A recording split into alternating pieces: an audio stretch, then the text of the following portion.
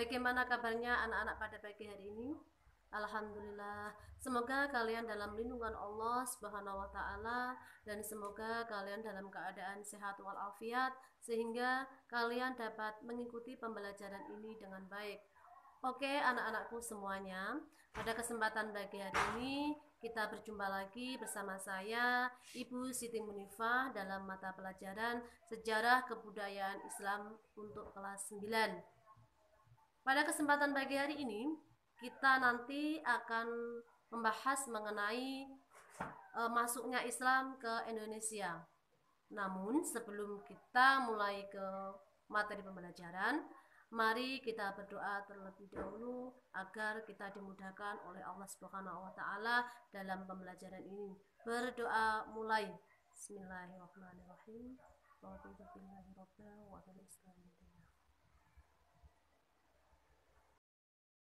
Masuknya Islam ke Nusantara. Secara garis besar, Islam masuk ke Nusantara itu melalui yang pertama perdagangan, yang kedua perkawinan, yang ketiga pendidikan, yang keempat tasawuf, dan yang kelima adalah kesenian. Oke, kita bahas satu persatu. Kita mulai dari perdagangan terlebih dahulu. Islam masuk ke Indonesia melalui perdagangan itu sejak abad ke-7 sampai ke-16 Masehi.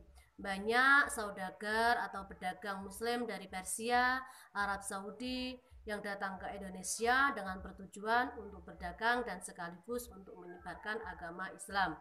Pada saat itu, para saudagar atau pedagang itu datang ke Indonesia, makin lama makin banyak sehingga dia membuat sebuah tempat yang dinamakan dengan Pekajon. Disitulah mereka berinteraksi dan berasimilasi sambari untuk menyebarkan agama Islam. Yang kedua, yaitu melalui perkawinan. Saudagar muslim yang masuk ke Indonesia banyak yang menikah dengan warga lokal. Sebelum perkawinan berlangsung, maka ada wanita pribumi yang dulunya itu adalah merupakan atau belum mengenal agama Islam atau belum masuk Islam, mau menikah dengan saudagar atau pedagang dari Arab misalkan ya. Sedangkan pedagang dari Arab itu seorang laki-laki yang beragama Islam. Dia mau menikah, syaratnya dia harus sesama agama. Maka dari itu si perempuan tadi harus terlebih dahulu masuk Islam dengan mengucapkan dua kalimat syahadat, yaitu asyhadu alla ilaha illallah wa asyhadu anna muhammadar rasulullah, yaitu adalah merupakan bukti bahwa si perempuan itu tadi sudah masuk Islam. Maka dari itu si perempuan tadi bisa dinikahi dengan saudagar dari Arab Saudi tadi.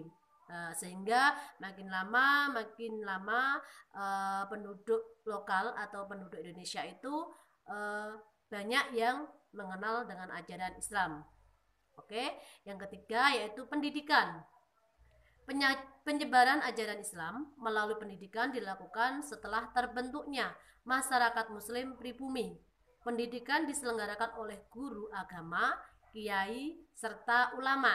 Nah, mereka memberikan pendidikan dimulai dari rumah ke rumah, terus serta musola. Setelah itu, mereka mendirikan madrasah dan pondok pesantren untuk mendidik generasi muda yang tertarik menjadi peran santri. Oke, yang keempat adalah penyebaran Islam melalui tasawuf. Cara penyebaran Islam yang lain adalah melalui tasawuf. Tasawuf itu sendiri adalah salah satu doktrin atau ajaran Islam untuk mendekatkan diri kepada Allah.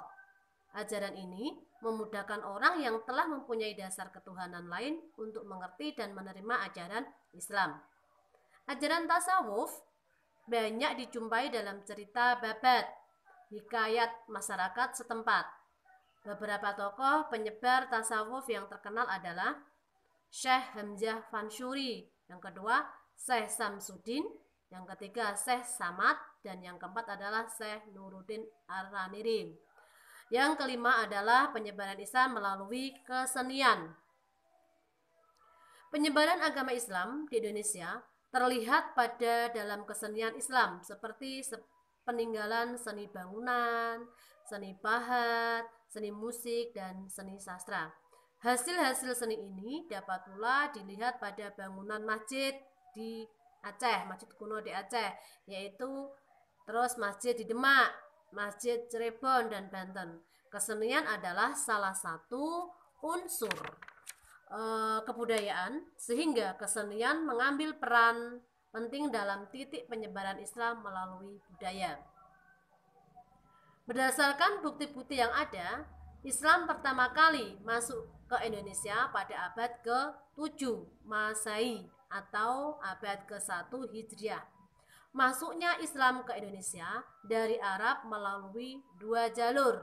Jalur yang pertama yaitu jalur utara. Jalur yang kedua, jalur selatan. Jalur utara dengan rute Arab atau Mekah dan Madinah, terus Damaskus, terus Baghdad, Gujarat, terus Sri Lanka, dan baru sampai ke Indonesia. Itu adalah merupakan jalur utara. Terus jalur yang kedua yaitu jalur selatan dengan rute dimulai dari orang Arab menuju ke Yaman, terus ke Gujarat, terus Sri Lanka, baru sampai ke Indonesia.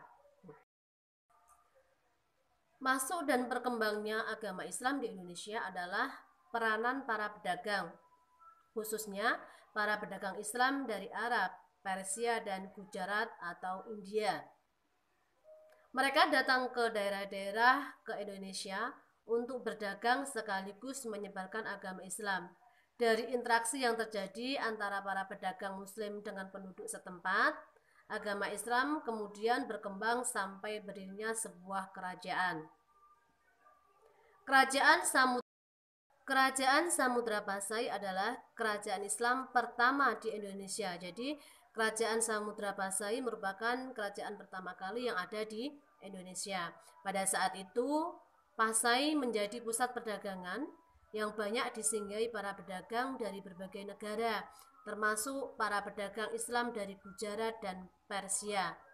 Demikian pula para pedagang dari berbagai daerah di Indonesia seperti para pedagang Jawa. Dari interaksi para pedagang Islam dengan orang Jawa, Islam juga berkembang di Pulau Jawa.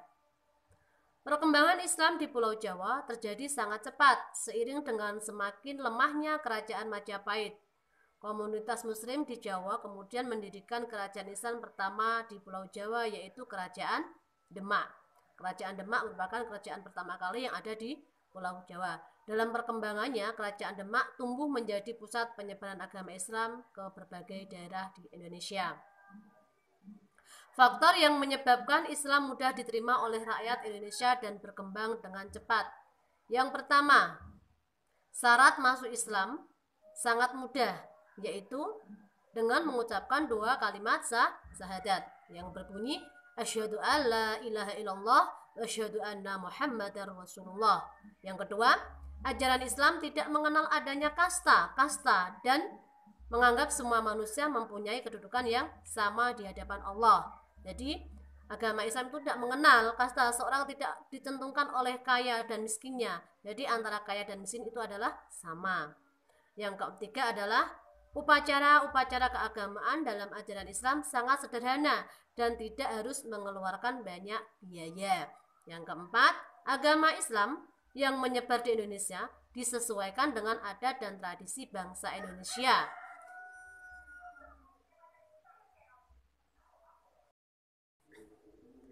Teori masuknya Islam ke Indonesia.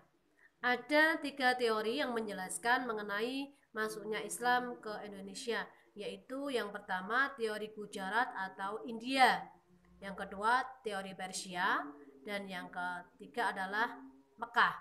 Menurut teori pertama atau Gujarat, Islam masuk ke Indonesia melalui para pedagang Gujarat atau para pedagang dari India yang beragama Islam pada sekitar abad ke-13 Masehi. Teori yang kedua, Persia, berkeyakinan masuknya Islam ke Indonesia melalui peran pedagang asal Persia yang dalam perjalanannya singgah di Gujarat sebelum ke Nusantara sekitar abad ke-13 Masehi. Yang ketiga adalah teori Mekah, menyebutkan Islam tiba di Indonesia dibawa langsung oleh para pedagang muslim yang berasal dari Timur Tengah sekitar abad ke-7 Masehi. Demikian penjelasan dari saya. Apabila nanti ada anak-anak atau siswa yang mau bertanya, langsung bisa japri lewat WA Ibu Guru.